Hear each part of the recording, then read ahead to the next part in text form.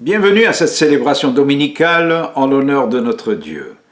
J'espère que pendant ces 10 prochaines minutes, vous serez fortifiés et vous serez encouragés.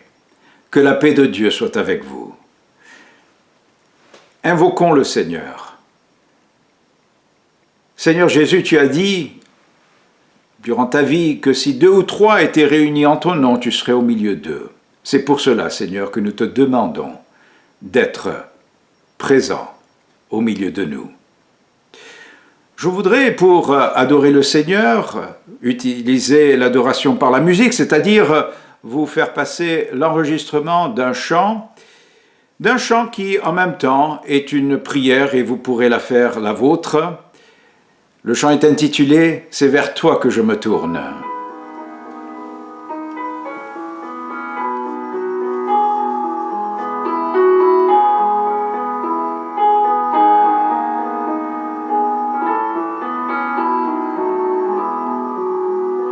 C'est vers toi que je me tourne, je veux marcher dans tes voies. J'élève mes mains pour te rencontrer, mon cœur désire te chanter. Pour bénir et célébrer ton saint nom, car tu es fidèle et bon. Seigneur, oh Seigneur, je veux te donner. Seigneur, oh Seigneur, ma vie à jamais.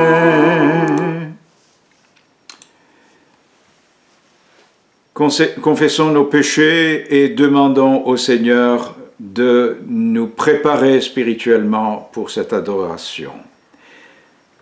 Seigneur Dieu, Père éternel et tout-puissant, nous reconnaissons et nous confessons devant ta sainte majesté que nous sommes pécheurs. Veuille donc avoir pitié de nous, Dieu très bon, Père miséricordieux, et nous pardonner nos péchés pour l'amour de Jésus-Christ ton Fils, notre Sauveur. Amen.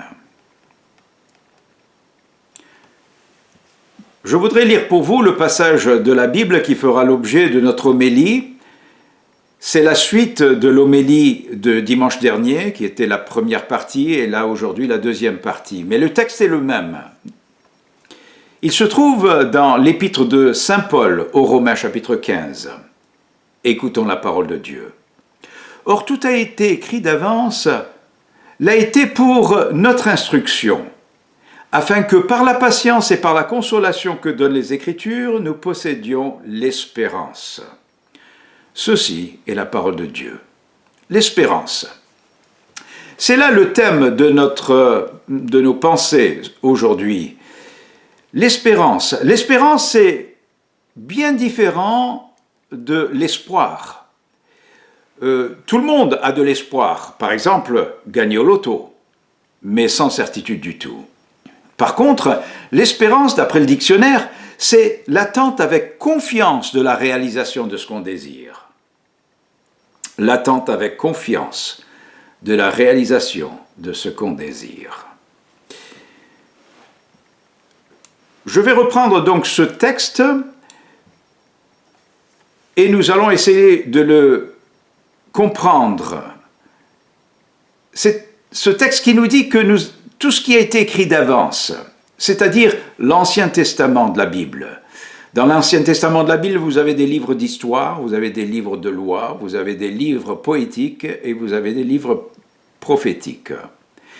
Tout ce qui a été écrit d'avance, ça a été écrit pour notre instruction, afin que par la patience et la consolation que donnent les Écritures, eh bien, nous possédions l'espérance. Tout d'abord, il faut souligner le fait que nous pouvons posséder l'espérance, comme nous possédons une maison, comme nous possédons un trésor. Il n'y a pas de doute là-dessus, c'est une certitude. Et nous pouvons posséder cette espérance. C'est une promesse. Quelle est la provenance de l'espérance? Eh bien, la provenance de l'espérance est tout simplement ce qui a été donné pour notre instruction, c'est-à-dire les Saintes Écritures. Elles viennent de là. Il n'y a aucune façon de contourner les Saintes Écritures et penser avoir de l'espérance. Donc l'instruction, c'est les Saintes Écritures. Cette instruction nous engage, nous transforme et nous donne la patience ainsi que la consolation. Alors, rapidement, nous allons voir cela. Tout d'abord, elle nous engage à croire, à considérer qu'elle font foi et à suivre. Elle nous transforme dans le sens que un autre passage de Saint Paul aux Romains nous dit que la parole de Dieu renouvelle notre intelligence afin que nous puissions discerner la volonté de Dieu.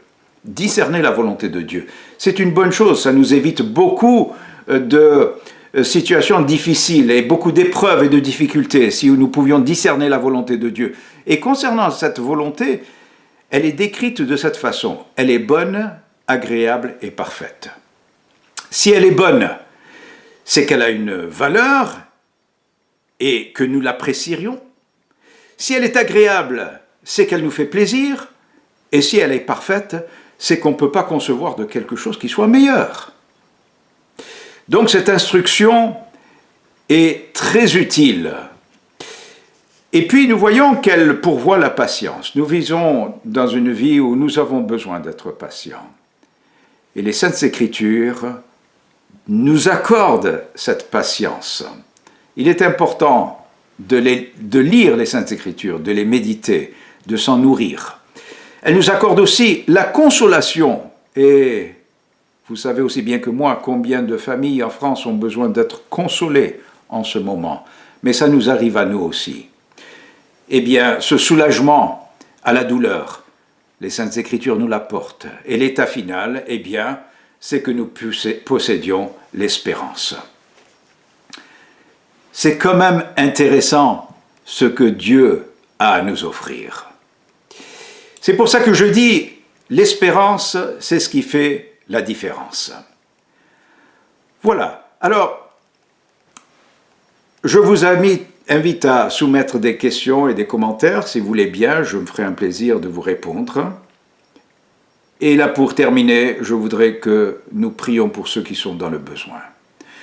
Notre Seigneur, c'est toi qui nous as enseigné à prier que ta volonté sur la terre soit faite comme au ciel. Sur terre, ta volonté a été de guérir les malades. C'est pour cela que nous osons te demander avec foi de guérir les malades du coronavirus. Et nous te remercions de le faire. Cela, au nom de Jésus-Christ. Amen. Que la paix de Dieu, à laquelle vous avez été appelés par Jésus-Christ, que cette paix règne dans vos cœurs. Au nom du Père, du Fils et du Saint-Esprit. Amen. Chers amis, chers frères, chères sœurs, chers paroissiens, recevez la bénédiction du Seigneur et allez en paix avec la force du Seigneur. Amen.